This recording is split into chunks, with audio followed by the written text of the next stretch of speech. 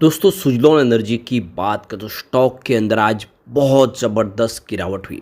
यहाँ तक कि स्टॉक में 17% के आसपास की बड़ी गिरावट देखने को मिली। स्टॉक 50 को जो तोड़ के 46 के आसपास आ गया।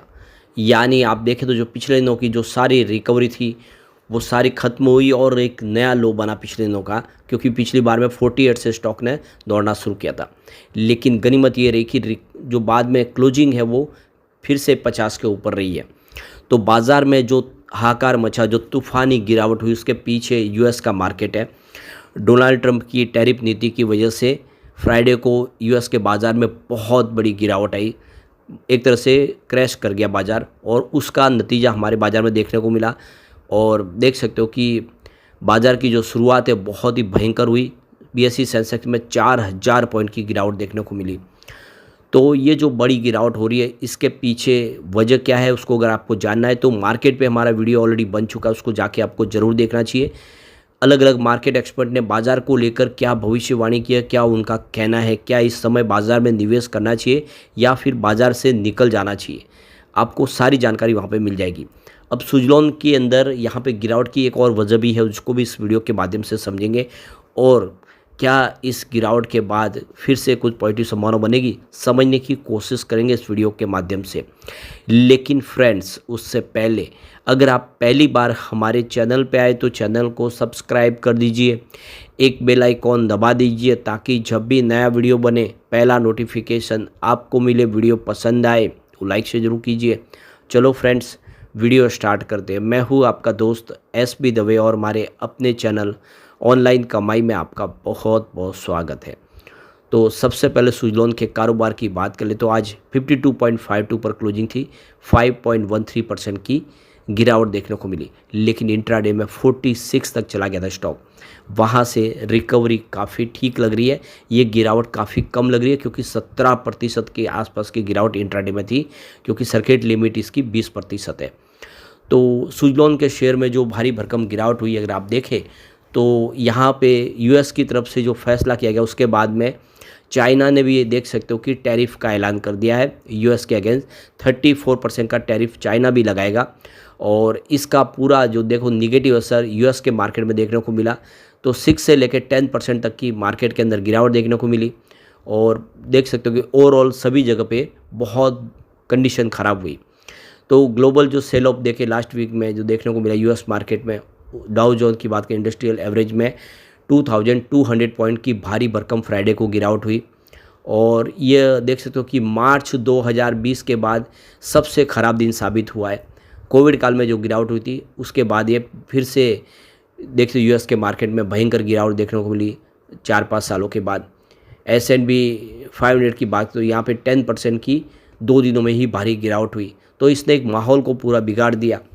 तो देख सकते हो कि फेडरल रिजर्व चेयरमैन देख सकते हो कि जेरोम पावेल ने कहा है कि ट्रम्प एडमिनिस्ट्रेशन टैरिफ को लेकर जो नियर टर्म में जो फैसले किए, इन्फ्लेशन इसमें आने वाले समय में कुछ हद तक बढ़ता वो भी दिखाई दे सकता है।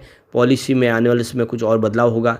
जो ट्रम्प की जो डिमांड्स है लोअर इंटरेस्ट रेट की, वो क्या फेड रिजर्व पूरी करेगा और क्या रेट कट की संभावना बनेगी। तो इन्फ्लेशन का प्रेशर भी देखने को मिल सकता है। तो ये सारी प्रॉब्लम इस समय शुरू हो चुकी है।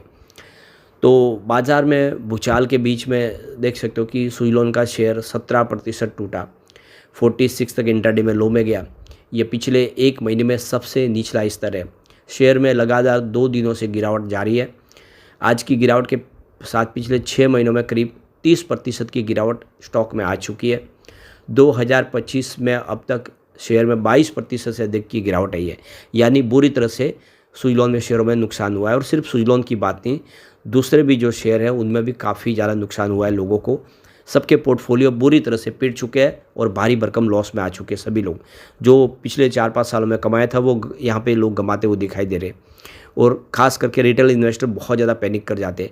एक बात का ध्यान रखना चाहिए कि जब तक आप कोई माल नहीं बेचोगे आपको नुकसान नहीं होगा। भले शेयर की प्राइस नीचे आई हो, आने वाले समय शेयर की प्राइस फिर बढ़ेगी। तो नज़रिया जिसका लॉन्ग टर्म का है उसको इतनी चिंता की बात नहीं है। यहाँ पे देख सकते हो कि गिरावट के पीछे एक और वजह है कि सुजलॉन के शेयर में जो गिरावट हुई उसके पीछे एक निगेटिव खबर भी है।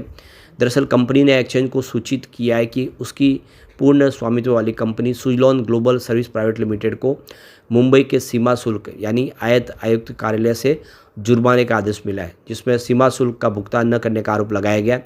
इसमें कहा गया है कि यह सूचित किया जाता है कि मुंबई के सीमा शुल्क आयुक्त कार्यालय ने कंपनी की जो पूर्ण स्वामित्व वाली सहायक कंपनी है सुजलॉन ग्लोबल सर्विस लिमिटेड पर 7.47 लाख रुपीज़ का जुर्माना लगाया। एचजीएसएल उचित समय पर उचित अधिकारियों के समक्ष आदेश के खिलाफ अपील करेगी, यानी उनको ये आदेश है मंजूर नहीं है। तो कथित भुगतान न किए जाने का मामला चीन से आयातित कास्टिंग पार्ट्स के लिए 30 अगस्त 2017 को दिए गए ऑर्डर से संबंधित है। तो पुराना मामला है 2017 का, जो चीन से इन्होंने सामान मंगाया था, उसमें जो ऑर्डर प्राप्त उन्होंने दिया था उसके ऊपर इन्होंने जो टैक्स बनता है उसका भुगतान नहीं किया, ऐसा इल्ज़ाम लगाए, जिसकी वजह से इनके ऊपर कार्रवाई की गई है। लेकिन ये मामला इतना बड़ा नहीं है, जो गिरावट है वो ओवरऑल बाज़ार की वजह से। अब यहाँ पे इस सुजलॉन में गिरावट को लेकर मोतीलाल ओसवाल का कहना है कि यहाँ पे इस गिरावट के बाद भी आने वाले समय में सुजलॉन के लिए संभावना पॉजिटिव है। तो यहाँ पे टोटल 20% इंडिया का जो रिन्यूएबल मिक्स है उसमें देख सकते हो कि इस समय कंपेयर टू 39% यूएस है और जर्मनी का 33% है, चाइना का 42% है। तो कुल मिला के देख सकते हो कि आने वाले समय रिन्यूएबल सेक्टर में काफ़ी संभावना है। इंडिया इस समय रिन्यूएबल सेक्टर में यानी स्पेशली विंड एनर्जी सेक्टर में इतना कुछ खास अभी किए नहीं है, अभी काफ़ी संभावना बाकी है, यानी विंड एनर्जी सेक्टर में आने वाले समय निवेश और आ सकता है। सुजलॉन आने वाले समय अगर आप देखें तो अपनी जो इंस्टॉलेशन कैपेसिटी उसको 4 गीगावाट तक पहुंचाने को तैयार है, और आने वाले समय में ये करंट लेवल के जो 4 गीगावाट से इसको 6 गीगावाट करने को भी कंपनी ने तैयारी कर ली है। और आने वाले 2026-27 तक 7 से लेकर 8 गीगावाट एनुअली सुजलॉन एनर्जी अपनी इंस्टॉल कैपेसिटी को प्राप्त कर लेगी। ऐसे में सुजलॉन के लिए अपॉर्चुनिटी काफ़ी अच्छी है और मोतीलाल ओसवाल काफ़ी बुलिश है। अब आने वाला है हमारे सामने Q4 भी। अगर हम पिछले 2 सालों की परफॉर्मेंस को देखें, रिवेन्यू की बात करें, मार्च 2023 में 5,990 करोड़ के आसपास था, जो मार्च 2024 में 6,568 करोड़ तक पहुंचा। तो रिवेन्यू काफ़ी अच्छा बढ़ा है, उसी हिसाब से खर्च भी बढ़ा है। 5,139 करोड़ के आसपास था मार्च 2023 में, जो 24 में 5,500 करोड़ तक पहुंचा। ऑपरेटिंग प्रॉफिट की बात करें तो 832 करोड़ के आसपास थी मार्च 2023 में, जो 24 में 1,029 करोड़ के आसपास पहुंच गए। तो ऑपरेटिंग प्रॉफिट में ज़बरदस्त वृद्धि हुई। ऑपरेटिंग प्रॉफिट मार्जिन 14% के आसपास था मार्च 23 में, जो 24 में 16% के आसपास रहा। अदर इनकम की बात करें तो 20 करोड़ के आसपास थी 23 में, जो 24 में 38 करोड़ के आसपास रही। और कंपनी के बिफोर टैक्स की बात करें तो प्रॉफिट बिफोर टैक्स 2,892 करोड़ के आसपास मार्च 23 में, जो 24 में 660 करोड़ के आसपास आए। अब यहाँ पे नेट प्रॉफिट की बात करें 2,887 करोड़ का प्रॉफिट बताया था 23 में, जो 24 में 660 करोड़ के आसपास था। तो ये जो प्रॉफिट कम हो इसके पीछे वजह कि 23 में कंपनी को जो अदर इनकम काफ़ी बड़ी मिली थी, वो यहाँ पे अदर इनकम जुड़ी है, इसकी वजह से प्रॉफिट आपको बढ़ता हुआ दिखाई देगा। बाकी ओवरऑल आप देखें तो प्रदर्शन काफ़ी बेहतर है। EPS 3 रुपीज़ के आसपास था 23 में, जो 24 में 1 रुपीज़ के आसपास है।